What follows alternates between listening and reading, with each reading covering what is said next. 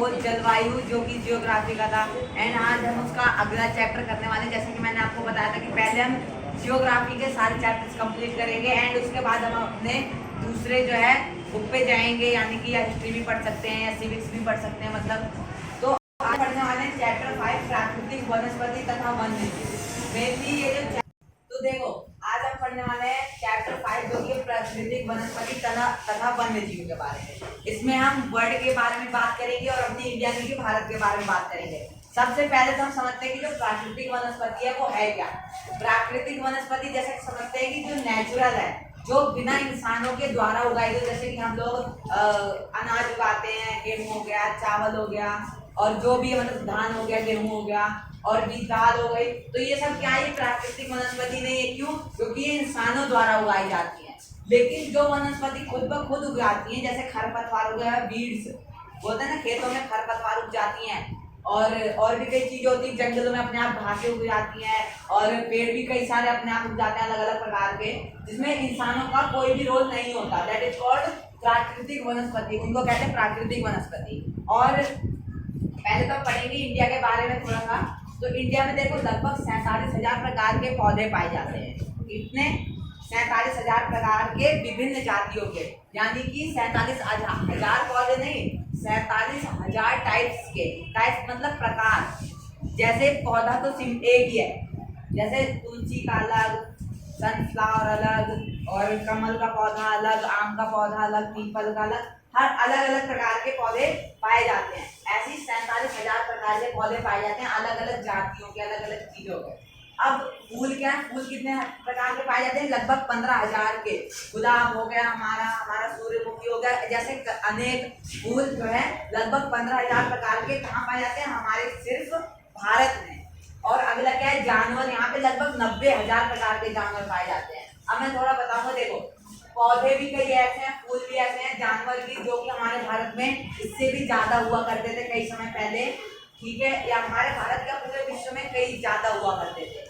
जैसे कि हम मानते हैं कि पौधे कई ऐसे प्रकार के पौधे जो आज के टाइम पे विलुप्त हो गए हैं। विलुप्त यानी कि आज के टाइम पे वो देखने को नहीं मिलते हैं, लेकिन आज से लगभग 200, 400 या 1000 साल पहले वो पौधे होते थे। लेकिन किस कारण, मान लो उनका जो नेचर है, जैसे कि हम साइंस में पढ़ते हैं कि पौधों का अलग अलग क्लाइमेट होता है रहने का। पिछले चैप्टर में पढ़ा था जलवायु कि जैसे कैक्टस का पौधा वो गर्म प्रदेश में रहता है, नमी हवा से लेता है, उसके जो कटीले होते हैं, तो वो क्या है, वो जो ठंडे स्थान होते हैं वहां नहीं रह सकता, सूख जाएगा। लेकिन जो लोगों के परिवर्तन के द्वारा, जैसे जहाँ ठंडा है तो ग्लोबल वार्मिंग के द्वारा वहाँ पे गर्मी ज्यादा हो गई है, और कई कई जगह मतलब जो सीजन है वो बदले हैं जलवायु में। किसके द्वारा? इंसानों की जो है गतिविधि के द्वारा जो है जलवायु में चेंजेस आए, जिसके कारण कई जातियां, कई प्रजातियां, कई पेड़ है, कई फूल है, कई जानवर है जो विलुप्त हो गए हैं। जैसे कि मैं आपको बता दूं, आज के टाइम में हम थोड़ा आगे भी पढ़ेंगे कि इसके लिए हमारी सरकार क्या कर रही है, क्या अपने कदम उठाए हैं। और तो अभी थोड़ा पढ़ते हैं। तो पहले हमने क्या पढ़ा था कि मैंने आपको बताया प्राकृतिक वनस्पति तथा वन्य जीव। प्राकृतिक वनस्पति क्या है? प्राकृतिक वनस्पति का अर्थ है वनस्पति का वह भाग जो मनुष्य की सहायता के बिना, यानी कि बिना किसी इंसान की सहायता के बिना अपने आप पैदा होता है। दैट इज कॉल्ड प्राकृतिक वनस्पति। प्राकृतिक से समझ सकते हैं कि नेचुरल हम बोलते हैं ना, रिसोर्सेज। प्राकृतिक, मानव और मानव निर्मित, 3 प्रकार की होती हैं। तो प्राकृतिक क्या है? जो अपने आप, जैसे पानी हो गया, पानी को मानव नहीं बना सकता। पहाड़ हो गए, मृदा हो गई, ये मानव नहीं बना सकता। और भी कई चीजें, पेड़ पौधे भी हैं, मानव नहीं, वो अपने आप बनते हैं, ठीक है। लेकिन कुछ प्रकार की वनस्पति जो मानव बनाता है वो प्राकृतिक वनस्पति में नहीं आती। अब आगे क्या है? लंबे समय तक उस पर मानवीय प्रभाव नहीं पड़ता, इसे अक्षत वनस्पति कहते हैं। और उनपे क्या है? लंबे समय तक मानवीय प्रभाव, यानी कि मान लो एक पेड़ है, कोई भी अनवांटेड पेड़ जो कि कहीं जंगल में उग गया है, तो उस पर मतलब मानव को क्या प्रभाव पड़ेगा, हमारा उस पर क्या प्रभाव पड़ेगा? ना हमें उससे कोई काम है, और क्या कहते हैं, ना हमें उसका कोई काम है, इसलिए हम उससे कोई प्रभाव नहीं डालेंगे। और दूसरी बात यह है, दूर होगा, इसलिए हमें क्या है, वो दिखाई भी नहीं देंगे, इसलिए वो लंबे समय तक हमसे दूर रहेंगे, हमारे बिना कांटेक्ट में रहेंगे। इसको क्या कहते हैं? हम अक्षत वनस्पति भी कह सकते हैं। एक ही बात भी, प्राकृतिक वनस्पति या अक्षत वनस्पति एक ही बात होती है। अब हम पढ़ते हैं कि वह वनस्पति जो मूल रूप से भारतीय है उसे देशज कहते हैं, और जो भारत की नहीं है उसे क्या कहते हैं? उसे कहते हैं विदेशज, ठीक है। मूल रूप से पहले मैं आपको बताता हूँ, मूल रूप यानी कि जो शुरू से ही जो भारत में ही पाई जाती है शुरू से। मान लो हमारे यहाँ पे हो गई आलू, चाय, ये विदेशज वनस्पति है। कैसे? चाय की खोज कहाँ हुई? चाय उगाना कहाँ से हुई? चीन में। आलू कहाँ? आलू भी चीन में हुई। ऐसे बहुत सारे जो है, बहुत सारे ऐसे और वनस्पति हैं जो दूसरे देश से हमारे इंडिया में लाए हैं। तो ये क्या होगी? विदेशज। भले वो चीजें कि हम भारत में उगा रहे हैं, हम भारत में उसकी खेती कर रहे हैं, लेकिन उसकी जो टेक्निक है वो कहाँ पे इजाद हुई है? दूसरे देशों में।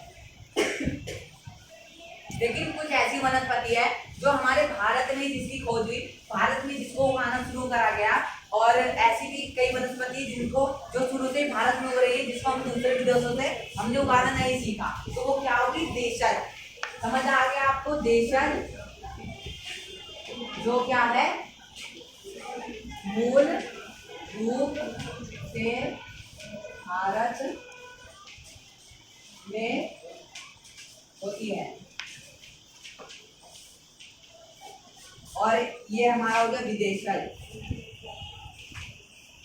सिंपल आपको बात समझ आ रहा है? देशज यानी कि जो देश का है, विदेशज यानी कि दूसरे देश का, बोलते हैं विदेश गए हैं। सेम चीज विदेश यानी कि दूसरे देश का। बहुत इजी लैंग्वेज में आप समझ सकते हो। विदेशज यानी कि जो दूसरे देश से प्राप्त हुआ हो। ये जो हम दूसरे देश से फसल की जो प्रक्रिया है उसको सीखकर उगाते हैं। अब अगला क्या है कि वनस्पति जगत शब्द का अर्थ है किसी विशेष क्षेत्र में किसी समय में पौधे की उत्पत्ति से। वनस्पति यानी कि कोई विशेष, देखो मैंने आपको बताया कि हर वनस्पति हर प्रकार के क्लाइमेट में नहीं उग सकती। जैसे कॉटन है, कॉटन कहाँ होती है? जम्मू कश्मीर में। कैक्टस कहाँ होता है? राजस्थान में। और हमारा उत्तर भारत है, यहाँ पे क्या चीजें होती हैं जो कि नॉर्मल क्लाइमेट में होती, नॉर्मल जलवायु, जैसे गेहूं हो गया, हमारा धान हो गया, हमारा गन्ना हो गया, ऐसी ऐसी चीजें जो हमारे उत्तर प्रदेश, हरियाणा, पंजाब और दिल्ली में तो खैर खेती नहीं होती, बहुत कम मात्रा में होती है। तो उत्तर भारत में जो राज्य जाते हैं तो उसी प्रकार कि अलग अलग किसी जो क्षेत्र है उस पर कोई भी पौधा उगाया जाता है, उसको क्या कहते हैं? वनस्पति। और आगे हम पकड़ेंगे भी कि वनस्पति के 5 या वनस्पति के प्रकार भी होते हैं, 5 प्रकार शायद होते हैं या 6 प्रकार होते हैं। और ये पढ़ेंगे तो अब पढ़ते हैं प्राणी जगत जानवरों के विषय में बताता है। अब जैसे हमने अभी तक पढ़ा प्राकृतिक वनस्पति के बारे में, इतना हमने अभी तक पढ़ा। अब हम थोड़ा पढ़ लेते हैं वन्य जीव के बारे में। ये चैप्टर सिर्फ प्राकृतिक वनस्पति के बारे में थोड़ी है, ये चैप्टर है वन्य जीव के बारे में। तो हम पढ़ेंगे जगत जानवरों के विषय में बतलाता है। जगत जानवर पूरे वर्ल्ड में जितने भी प्रकार के जानवर हैं यानी कि एनिमल्स हैं उनके बारे में बतलाता है। और वनस्पति तथा वन्य प्राणियों में इतनी विविधता निम्नलिखित कारणों से है।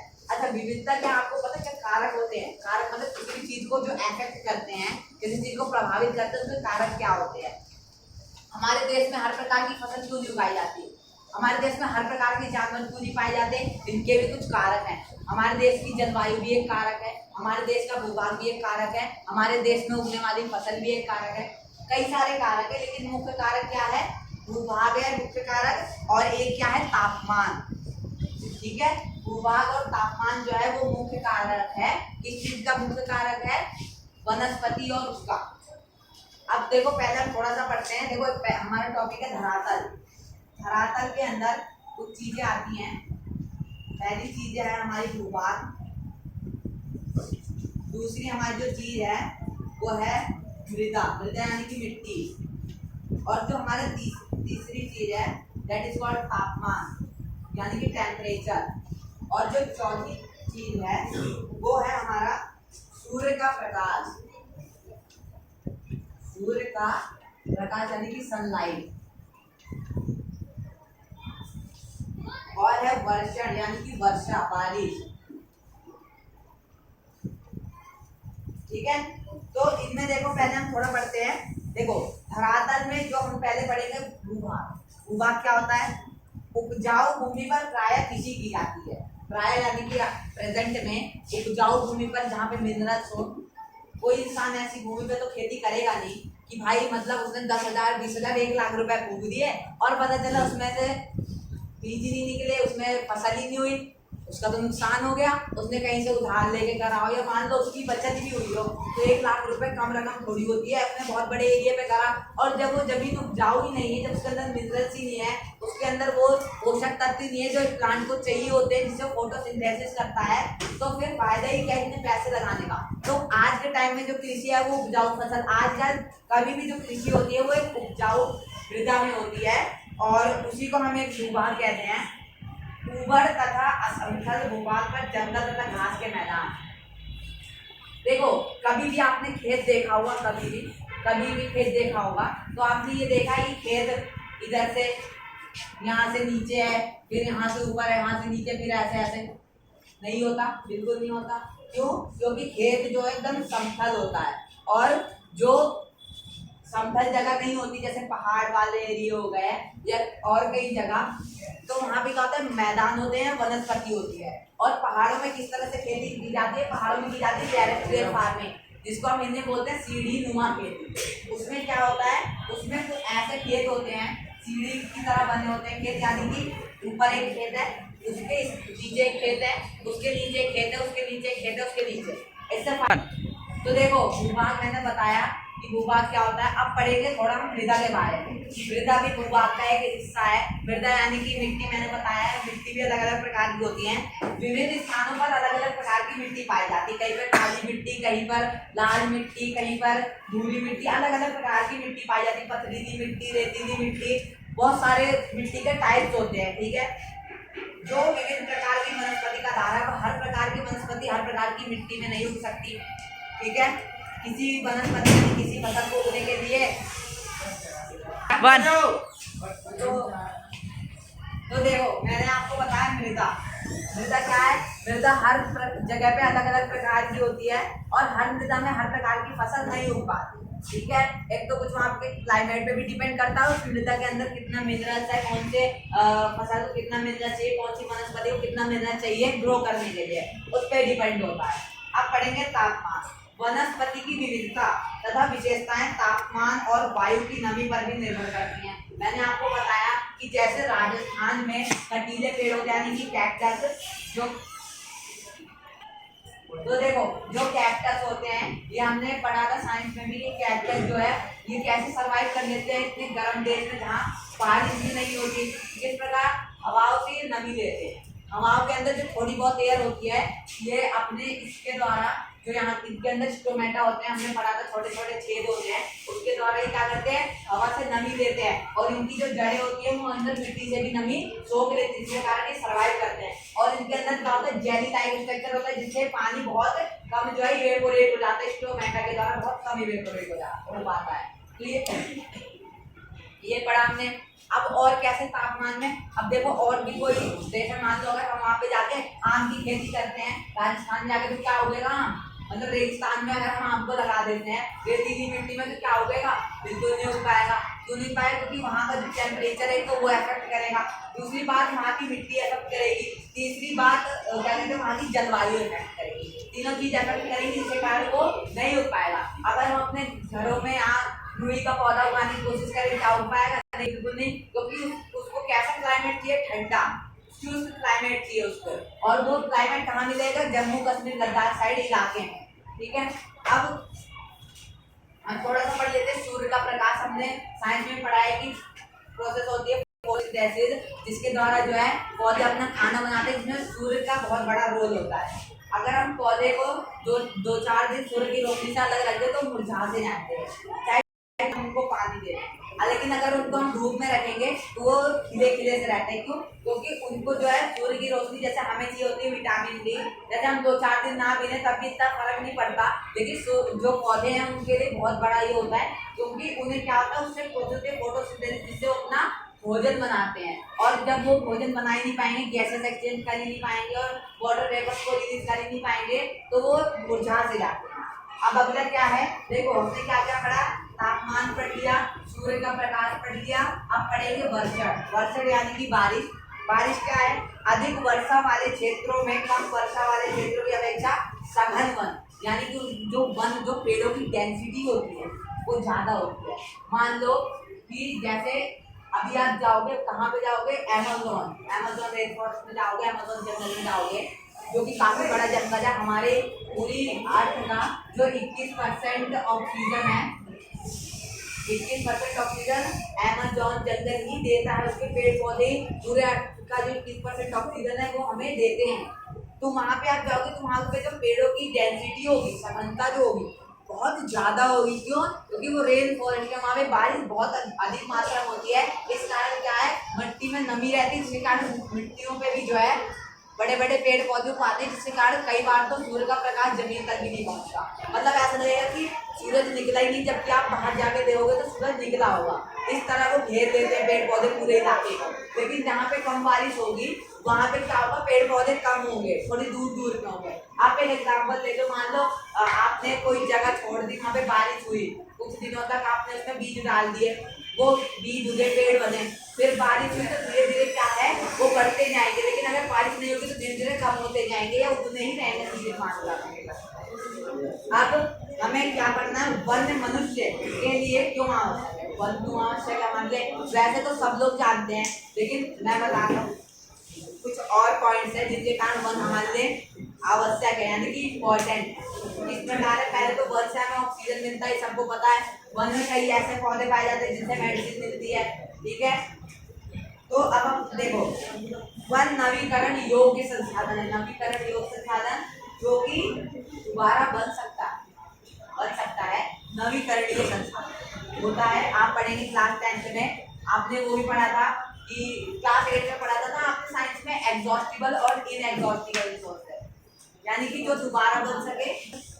तो देखो मैंने क्या बताया कि वन हमारे एक नवीकरणीय संसाधन, यानी कि जो दोबारा बन सकता है ऐसा संसाधन है, और योग्य हमारे लिए यूजफुल संसाधन है, और वातावरण की गुणवत्ता बढ़ाने के लिए में मुख्य भूमिका निभाते हैं। वातावरण की गुणवत्ता यानी कि मान लो अभी हम गाड़ियां चलाना छोड़ दें, जो भी चीजें चलाना छोड़ दें, आपने देखा था लॉकडाउन के टाइम पे जो दिल्ली की एयर थी कितनी ज्यादा साफ हो गई।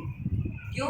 दिल्ली में कोई जंगल नहीं है, ये बात अलग है, दिल्ली में कोई पेड़ पौधे नहीं, लेकिन पेड़ पौधों का एक बड़ा रोल है। दिल्ली में जितने भी पेड़ पौधे हैं उन्होंने मिलकर 5 से 6 महीने के अंदर पूरी दिल्ली की हवा को साफ कर दिया था। क्यों कर दिया था? देखो हमारी दिल्ली की पॉपुलेशन लगभग 2 से 2.5 करोड़ के बीच है, और जितने पेड़ पौधे हैं वो पॉपुलेशन से कई ज्यादा कम है। जितने ट्रांसपोर्ट चलते हैं वो पेड़ पौधों से कई ज्यादा है, जिस कारण जो पेड़ पौधे हैं वो सही से जो है अपना ऑक्सीजन रिलीज नहीं कर पाते, जिस कारण पॉल्यूशन फैलता है। लेकिन अगर दिल्ली में लोग कम हो, वाहन कम चले और पेड़ पौधे ज्यादा लगाए जाए तो इससे क्या होगा, हमारी दिल्ली में ग्लोबल वार्मिंग नहीं होगी, हमारी दिल्ली में पॉल्यूशन नहीं होगा।